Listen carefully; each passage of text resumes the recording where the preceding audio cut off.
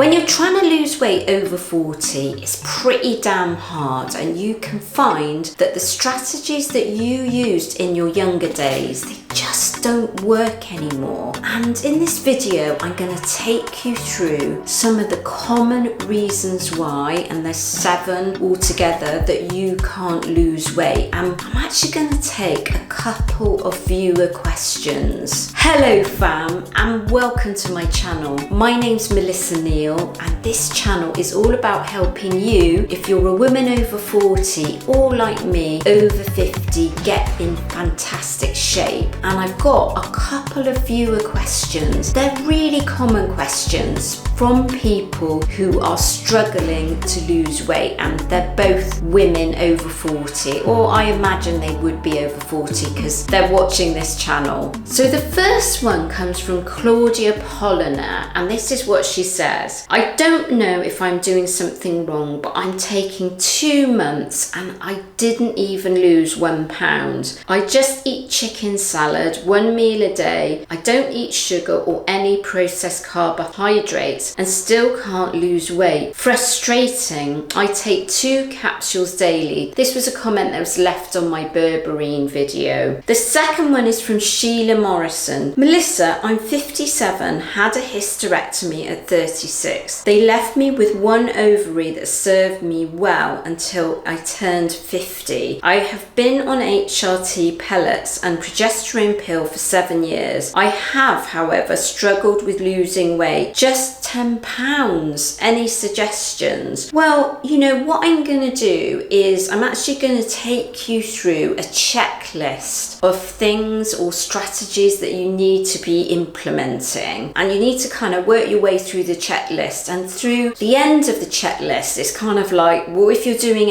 everything right, then these are some other things to look at. So I'm going to take you through it. So the first checklist I'm going to talk about is your slowing metabolism. And what you need to do is address your slowing metabolism, because once you reach over the age of 40, your metabolism is slowing down, and it will slow down even more at 50 and 60. So what do you do to address those? First of all, you implement strength training, and I've made tons of videos all about strength training, so I will link one up at the end of this video where you can kind of find out more about strength training. But building muscle is actually going to improve your metabolism, and together with that, what you need to be doing is taking your protein high, but much higher than some of the health organizations recommend. So I want you to take in 1 gram of protein per pound in body weight. And I know, with looking at Claudia's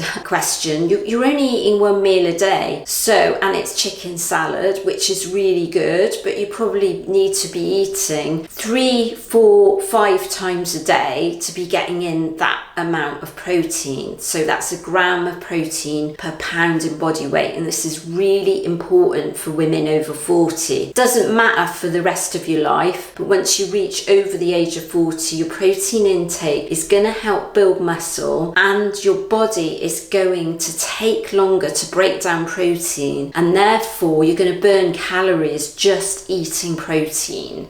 So I've made tons of videos as well about protein, so do check them out. And then the other thing, Claudia, so to boost your metabolism, what you shouldn't be doing is under eating. So extreme fasting, 1 meal a day, that isn't going to work for you, because that's going to slow your metabolism down even more. So most people need to be taking in anywhere between 1400 calories and above, and most women, we need around about 2000 calories. Some people would be a bit less, some people a bit more, to maintain our weight. So you don't want to be going on something that's really extreme, where you're going down to say 1000 calories a day. That's just going to screw your metabolism. My number 2 on your checklist is hormones, because your hormones are depleting. So you've got to think about, what are you doing to support your hormone health. And that's something you didn't have to worry about when you were losing weight in your younger days. We're not just talking about estrogen and progesterone, we're actually talking about hormones like cortisol and insulin. And so one of the key things that can really support your hormone health is getting enough sleep. I've made a video all about sleep and sleep strategies, but they are really going to improve your fat loss. So do take a look at incorporating good sleep hygiene and getting better sleep. It's really going to improve your chances of fat loss. The other aspect of hormone health, so there's kind of three things around supporting your hormone health. The second thing is your stress levels. Your stress levels can have a huge impact on your hormone health, particularly cortisol. Cortisol is your fight or flight response. And what's happening is we're getting too much of it at the moment in our bodies, and it was designed for thousands of years ago when we had to kind of run away from predators, that sort of thing. But what we're finding is we're getting raised cortisol levels just in our daily lives, and we lead very, very stressful lives, particularly in the Western world. And so if you're really struggling to lose weight and you're highly stressed and you're not getting enough sleep, those are the things you need to address. Now, thirdly, the thing that's going to support your hormone health is actually eating non-inflammatory foods. What does that mean? Well, it broadly means a healthy whole foods diet. And then there are some foods that are fantastic for reducing inflammation in your body. So there's like oily fish, cruciferous vegetables like broccoli, any green leafy vegetables, 70% cocoa, dark chocolate, berries. There are just to name but a few, but there are really great non-inflammatory foods that are really good for balancing your hormones and reducing inflammation. Number 3 on your checklist is, do you have insulin resistance and or metabolic syndrome? And these can be things that are really going to hamper your weight loss. And actually it's thought that 80% of Americans are walking around with insulin resistance. And when you're at this stage in life, around the time of menopause, over 40, you're much more prone to insulin resistance. And what does that mean? Well, it means that your body gains fat more easily, amongst loads of other things, like leading to pre-diabetes and type 2 diabetes and lots of other chronic conditions. And you can also find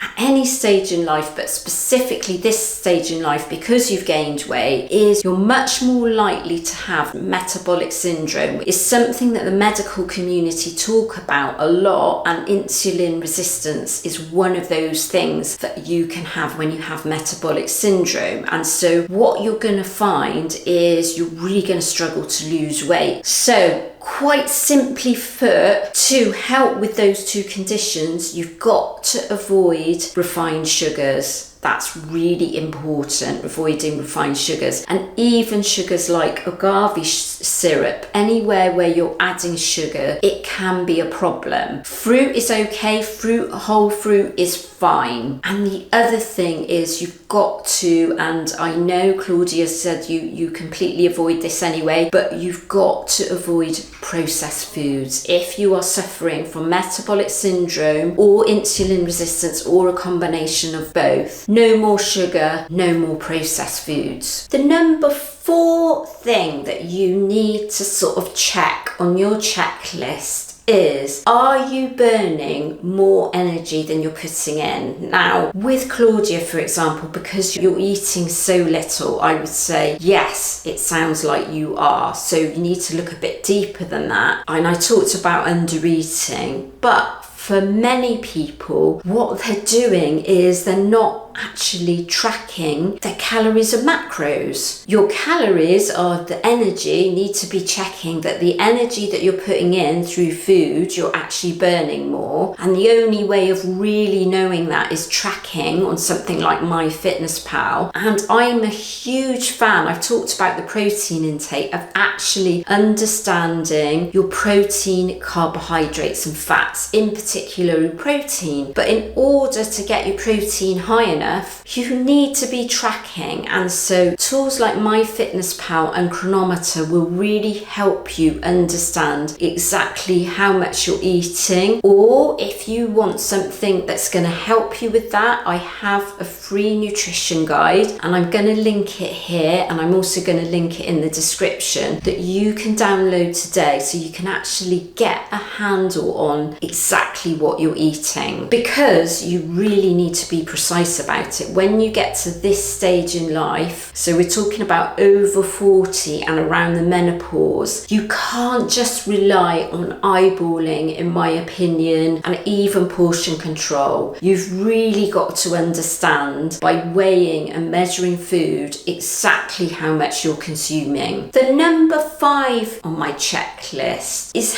have a look at the type of exercise you're doing. So what you mainly want to be focusing is on strength training and doing less cardio. So if you're one of those types of people that's doing tons of cardio, endurance type stuff, long distance running, going out doing cardio for beyond an hour every day, unless it's walking, it's too much. If you're doing too much intense cardio, you need to swap that over and do strength training, because that's the thing that's going to build your metabolism and reduce your cardio right down. So the proportion of exercise needs to be mainly focused around strength training and shorter cardio sessions, 15-20 minutes, maybe 30 minutes, but not much more than that. So maybe you reckon you've implemented all those things. You're eating a macronutrient based diet, you're tracking your calories and macros, and the appropriate amount of calories, you're doing your strength training, you've got your rest and sleep sorted out, you are not stressed, and you're still struggling for weight loss, and this can happen. And I would recommend that you have a full thyroid test if that's the case, because having an underactive thyroid, in other words hypothyroidism, a lot of those are connected to sort of autoimmune diseases, which I'm going to talk about in a minute. That can be really common at this stage in life. Now, younger women can get it, but it gets much more common at the time around of menopause. So some of the